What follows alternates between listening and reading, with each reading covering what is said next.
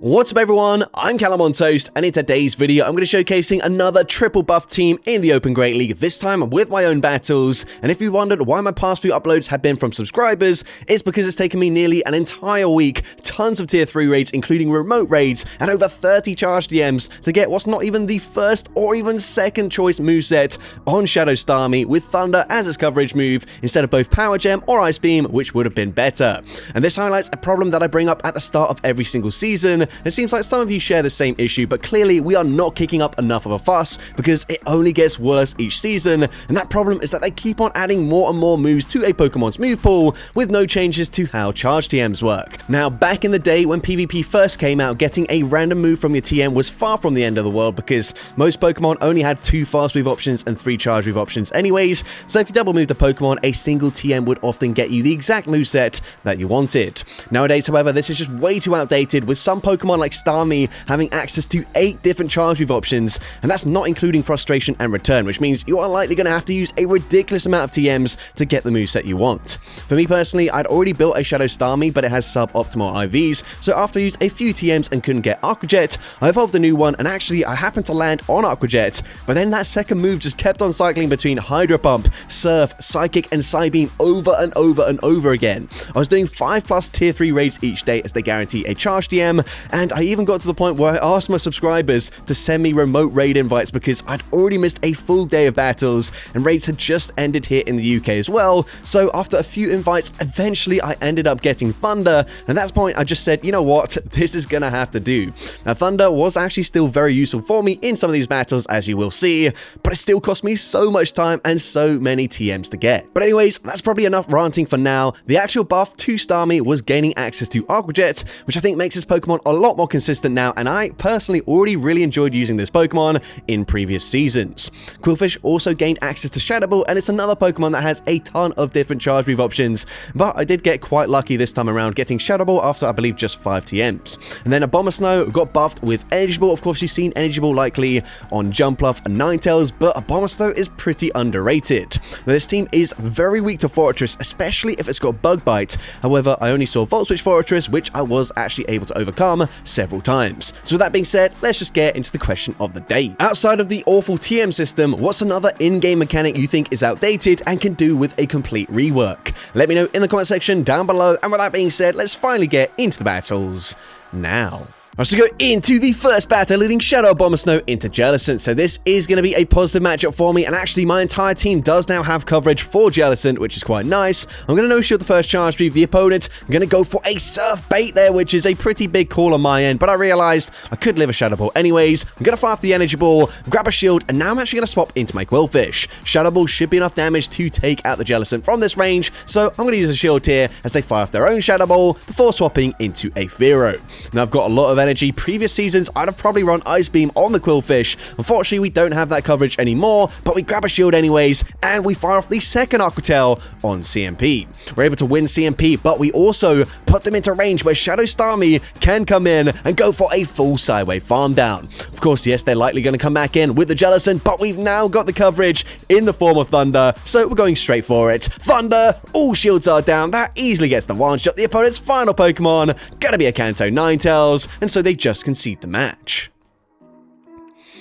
So, GG's to open there into the next battle. We're going to see Bastiodon in the lead. That is not a great matchup for me. I'm going to say swapping straight away into my Qwilfish, and the opponent going to choose to stay in at least initially with the Bastiodon. Now, Bastiodon is going to triple resist the Poison Sting damage. You can see we are dealing no damage whatsoever with the fast moves, but of course, Aqua Tail is going to hit for super effective. They actually double shield there, which is honestly really surprising, but we are so spammy. We're going to go for another Aqua Tail, and if they commit to a full farm down, Qwilfish still not done, able to reach a 4th Aqua Tail, and whilst yes, unfortunately that doesn't get the KO, we can come in with the Shadow Starmie, double shield, and then commit to a sideway farm down. The opponent goes for Stone Edge. They're at 100 energy, so 2 more smackdowns, and they've reached a second Stone Edge, and whilst technically we could live this, I don't know what they've got in the back. Instead, gonna double shield, commit to the full farm down, and the opponent is gonna come in with, let's see, they're gonna come in with a Wall Rain, so I farm up to 100 energy, and full sending Thunder. Thunder, super effective, that gets the one shot, and and their final Pokemon is going to be a Medicham on counter rather than Psycho Cut, which means Aqua Jet gonna deal big damage, and I'm actually able to win the CMP tie with the second Aqua Jet. This will get the knockout. I'm able to take out the Medicham, and Shadow Starmie just swept an entire team. So, GG's up on there, into the next battle, we're going to see a Abomasnow into Fearow. So this is going to be a bit of an awkward matchup, but the opponent's going to swap out into a lock-on Gigalith, which is a really cool pick to see. I'm going to stay in and fire off the Weather Ball here, and then swap into my Shadow Starmie.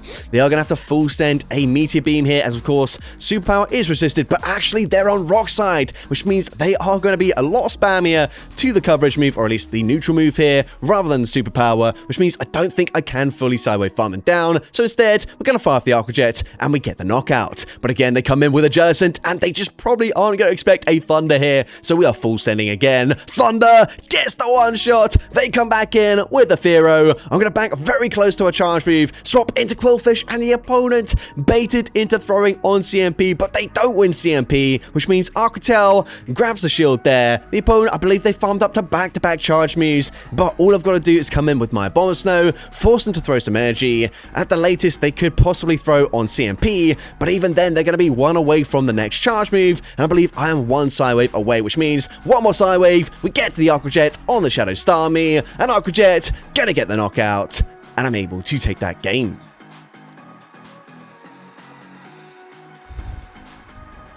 So, GG's up on there, into the next battle. I'm going to see the opponent is running Slurpuff in the lead. Now, I do have to be careful, as this Pokemon did, of course, get a buff with Energy Ball this season, but it's also got access to Flamethrower, and Flamethrower is double super effective. And so, I'm going to swap out. I'm hoping I've caught it onto my Quillfish, and the opponent does go for the Flamethrower there, which is nice for me. They're going to stay in, fire off another charge move. I should technically live this, but I am going to shield anyways. Actually, no, you know what? Energy Ball probably gets the knockout there, but then they swap into their own Starmie, and unfortunately, they can shield once and then commit to a Sidewave farm down, and they get quite a lot of energy in the process as well, so that is definitely not ideal for me. We're going to come in with our own Starmie, and whilst yes, I do have access to Thunder for coverage, Power Gem's probably going to be enough damage to get the knockout from this range, so here I'm actually just going to settle for an Aqua Jet.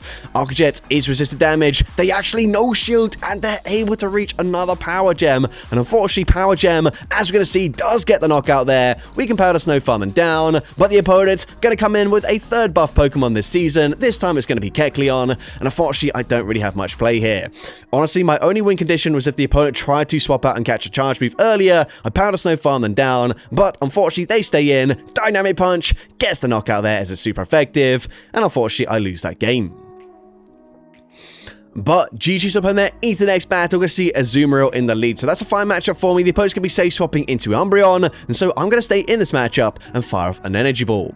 Energy Ball is going to connect. It drops their defense, which is really nice. That should actually allow me to just barely two-shot them with charge moves from the Abomasnow. However, I wasn't entirely sure if that was going to be the case. So instead, I'm going to bank the energy and swap into my Quillfish. We can now outpace them here with the Quillfish. And I'm going to throw an Aqua Tail just before they do reach another foul play. You can see Quillfish is very glassy in its shadow form. The opponent's going to swap out into Blossom, and unfortunately, whilst we are very spammy, they do just barely outpace me before I reach a Shadow Ball.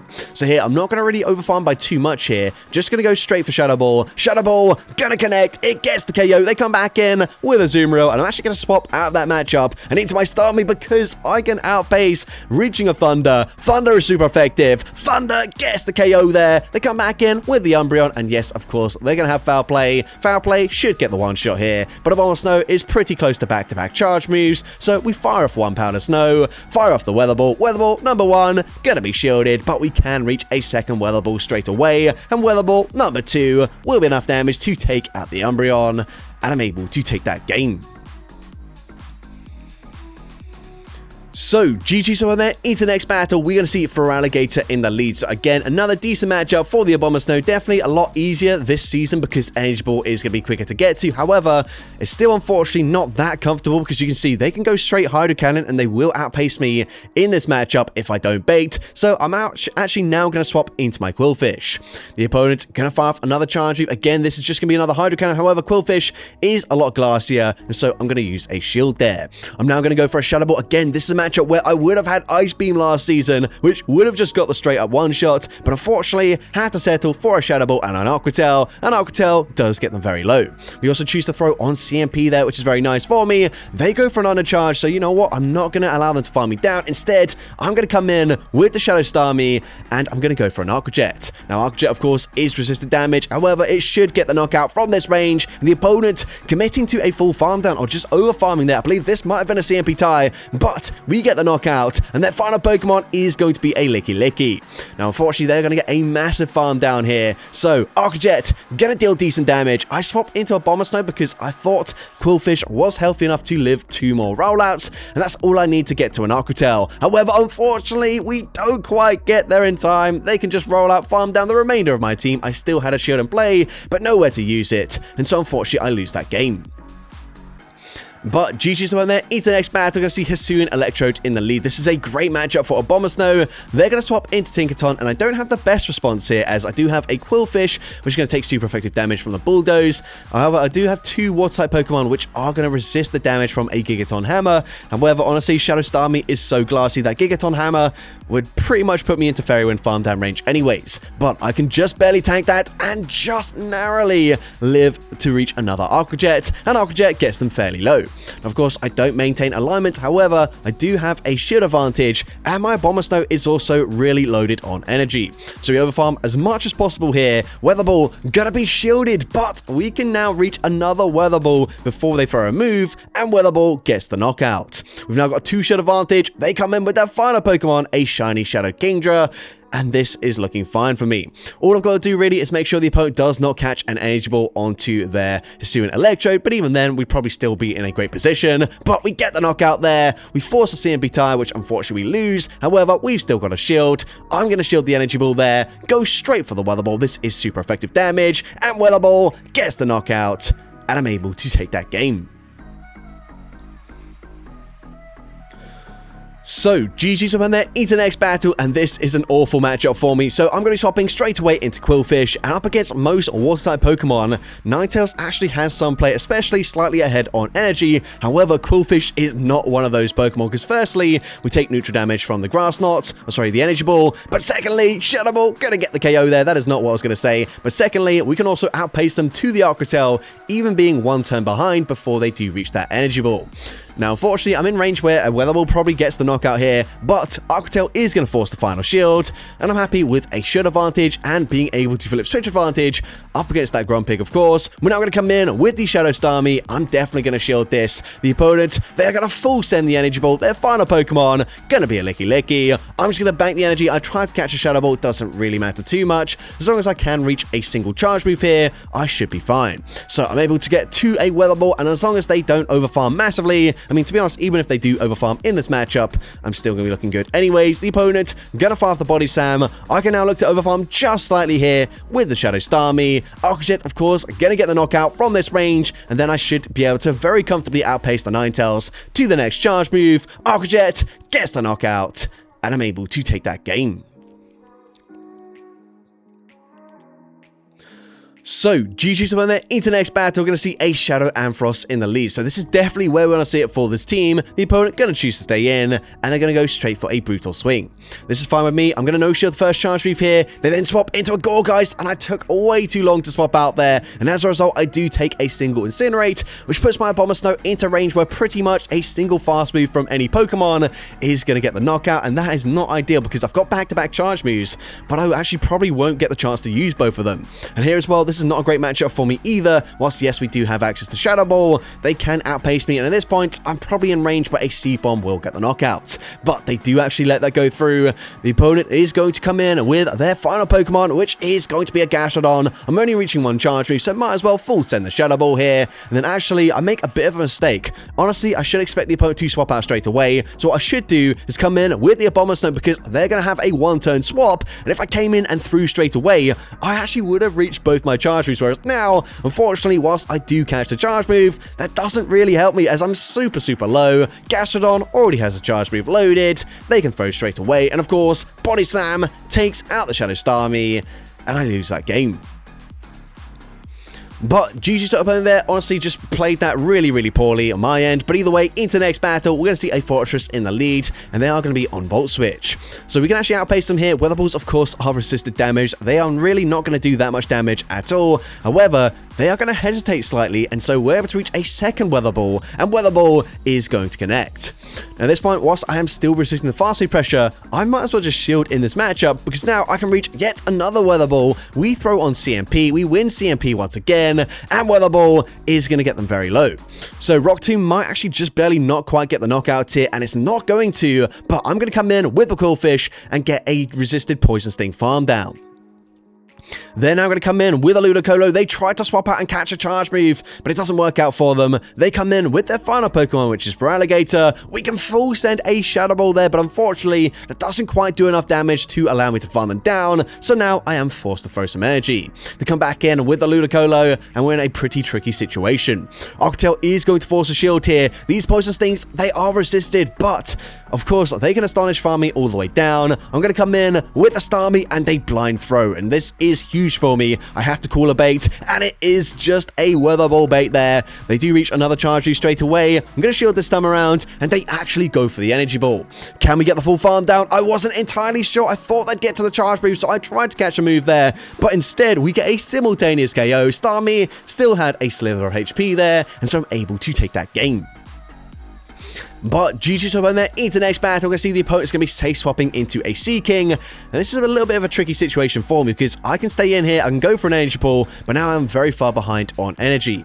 And if I no-shield a Drill Run, whilst yes, it is going to do less damage this season, they can actually just go for a full farm down here, which is really not ideal. I probably should have shielded the first charge at least, forced them to throw some energy because you can see it's very close, but we just barely don't quite get there.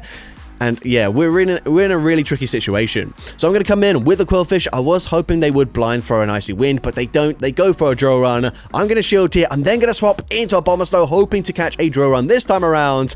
And I am successful this time. Trying to commit to a full farm down, but the opponent actually going to catch it onto a Fearow there, which is quite a strange decision, but we get the full farm down. However, we are in a tricky situation because I believe they do already have a Drill Run loaded on the Sea King. So here, I'm basically going to have to come out with back-to-back charge beef loaded if I want to win this game, but the opponent's switch clock is going to be coming up very soon, and the opponent able to capitalize on that. They're able to reach the Drill Run. Drill Run gets the knockout, and unfortunately, I lose that game.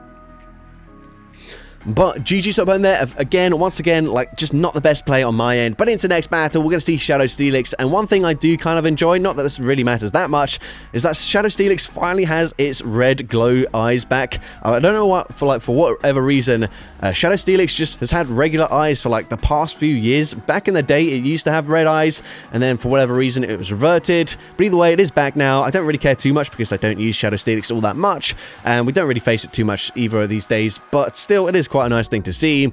Now here, this is a really tricky situation for me because they're going to have access to Psyshock. That is super effective. That will very easily one-shot me, and the opponent is going to reach another Psyshock already. Now, I did bait with the Octel here. The opponent is now going to swap into Altaria. I'm going to look to overfarm. I have not revealed my second charge move just yet, so the opponent is actually going to end up shielding, which is very nice for me. We come in with the Abomasnow, Snow, but I go for an Undercharge. Undercharge allows me to Powder Snow, farm them down, come out with very minimal HP, which means I can fire off the Energy Ball. I'm not going to give up too much energy either from the Fury Cutter farm down, and now we're one away from the Shadow Ball. Honestly, Alcatel might have just barely got the knockout anyways, but Shadow Ball guarantees the knockout there, and I'm able to take that game. So, GG's up on there into the next battle. I see Shadow Ninetales in the lead once again, so not ideal for me, but once again, we can come in with the Quillfish, and if they stay in and try to throw an Energy Ball, I can actually outpace them and go for the Aquatail. Now, honestly, here, I probably should just no-shield this because I've already grabbed the shield advantage, but I'm going to shield anyways. I do eventually expect them to swap out, and they do eventually get that swap there. They swap into a Dragon Tail Shadow Flygon, but we can still outpace them to the next charge move here, which is quite nice for me. I will probably just allow them to farm me down here. No, never mind. They're actually going to no-shield that completely. That is also fine with me. And let's see what they want to do. They're going to come in with a second Dragon Tail, Dragon, and Ground-type Pokemon, this time in the form of Shadow Garchomp. I'm going to no-shield this. Twister gets me very low. We barely hang on and live one more Ember's worth of damage, which is actually pretty clutch for me because we end up grabbing the final shield. Now, even if we didn't grab the final shield there, we'd probably still be in an okay position because you can see these Sidewaves are absolutely shredding through their HP, but they're at back-to-back charge moves. They bait, so I'm forced to swap out, but I make the catch onto my Quillfish, and that should now be game over. Energy Ball gets the knockout. We were just one away from the Aqua Jet, which means Aqua Jet gets the KO. We can Sidewave, farm down the Shadow Garchomp, and I'm able to take that game.